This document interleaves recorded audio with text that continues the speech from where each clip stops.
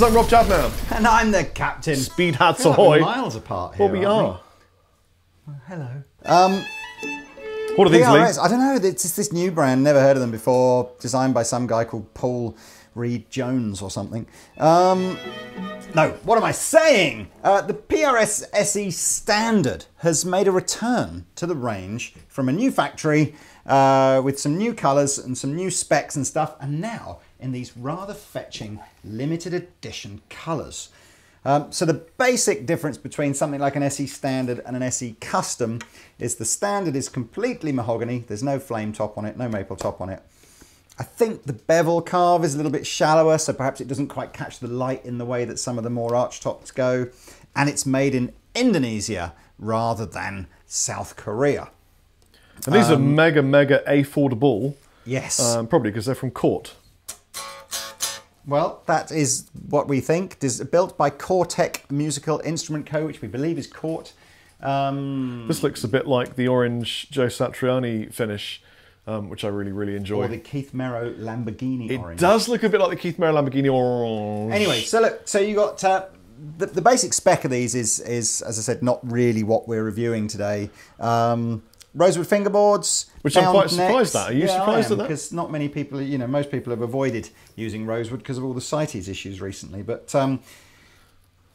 PRS SE pickups in here, the vintage bass and the HFS SE sort of versions of those. Regular kind of PRS style you, trim. you decided to keep on your added shield. Well, it's the tone plastic. Tone plastic, yeah. You have to. It utterly changes. I the like sound. my tone plastic off. Some like it on. Kind of a standard neck carve really on these. You know, not too fat, not too thin. I'll put the specs in the description below, so you can kind of dive on over to the Andertons website. Coil tappage. Yep. Should we just do tones quickly? I suppose ours are the same. You go for it first through your beautiful Fender amp. I'm just going through a Fender Hot Rod Deluxe. I've turned all my pedals off.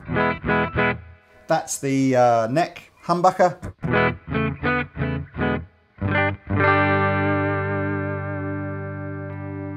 Both humbuckers together. Bridge humbucker. Nice, sounding good. And then with the coil tap in, same again, neck pickup.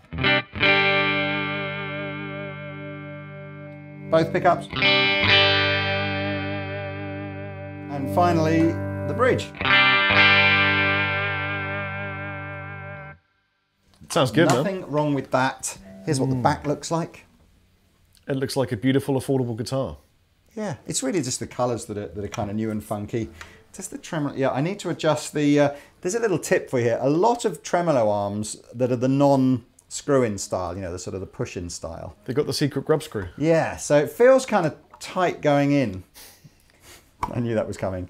But once it is in, it kind of... There's a little bit of play. I'll put this near my lapel mic, see if you can hear this. Look. Can you hear that? You probably did. And what I need to do, or what I should have done, is there's a little grub screw on the back here. Sometimes they're underneath the trem, so you have to lift it up like that to be able to see it. This one's not. This one's more obvious there. But if you just tighten that up, it'll just get rid of that little bit of clunky play. What was that? I don't know. It felt like it was your lead. Yeah, I thought something fell out. Do it with a bit of distortion. Put the Dane on or something. So I've got a couple of different pedals on here. Dane for like not much distortion.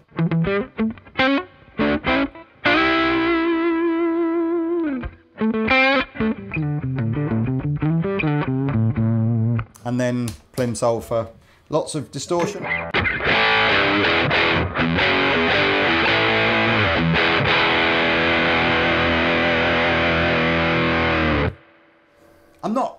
I must admit, I don't know if these are the same parts and stuff as you get on the SE Custom, but they don't feel as nice, as good. What's the right word? Well, I don't know what you're talking about, Lee. My parts feel great. I think what you're talking about is that they haven't really been properly set up yet. Well, yeah, I mean, I don't so the tuning stability on the bridge is a little bit like if you play it really hard, it's going to go out slightly. It's not quite perfectly set in yet. I don't know. I would say even just the general sort of feel of the fretboard and things like that just feels a bit better on the SE Custom. But the SE Custom's dearer, so right. But then these are like for a PRS cheap.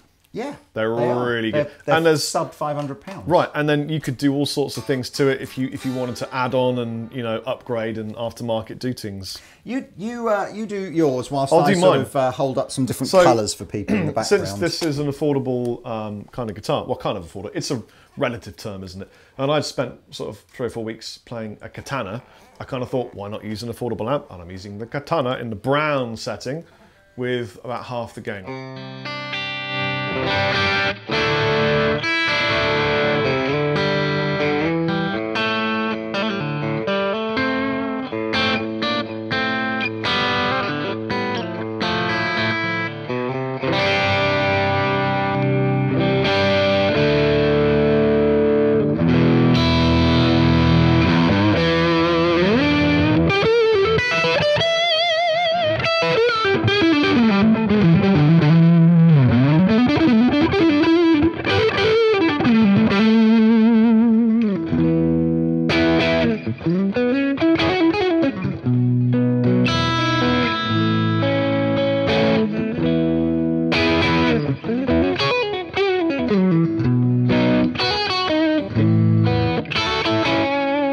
On the floor, I've got the secret, unknown, untouched, unsmelt snake oil pedal.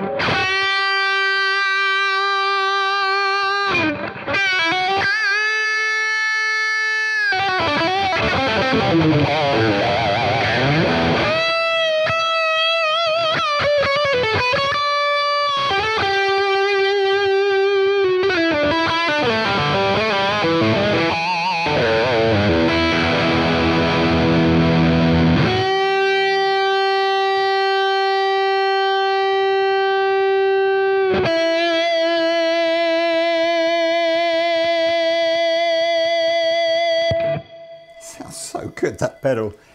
Sorry, I've been sort of modelling these guitars whilst Rob has been playing. It's like a slightly pearlescent. A bit Dave Navarro here. Do you remember when he did his sort of stint in Yeah, the Chili Peppers and Jane's Addiction? Yeah. I love Mountains. He was using a full fat American version of this. Things I wish they had changed.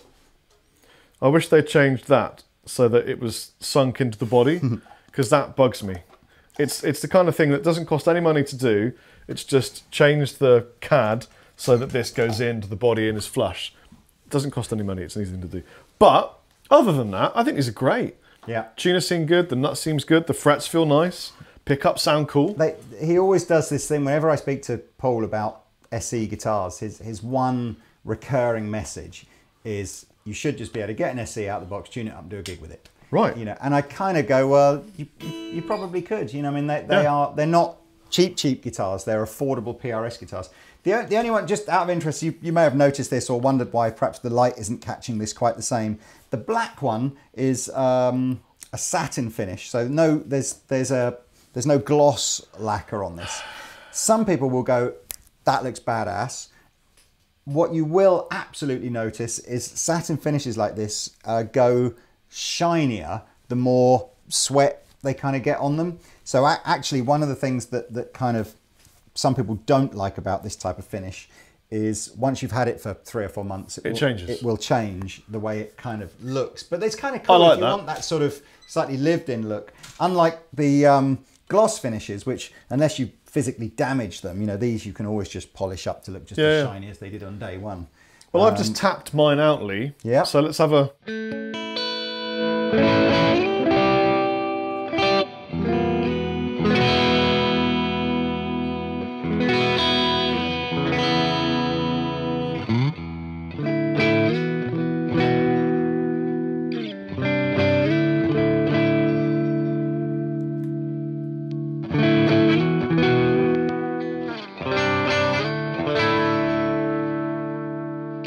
Sounds nice. Yeah.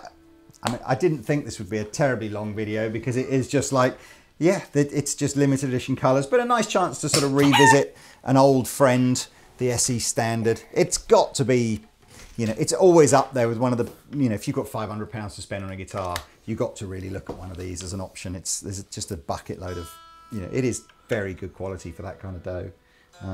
But there we are. Shall we tune and jam out? The only one I'm trying to decide whether or not we've got in here incorrectly is I don't know if the translucent blue one is one of the limited edition colours.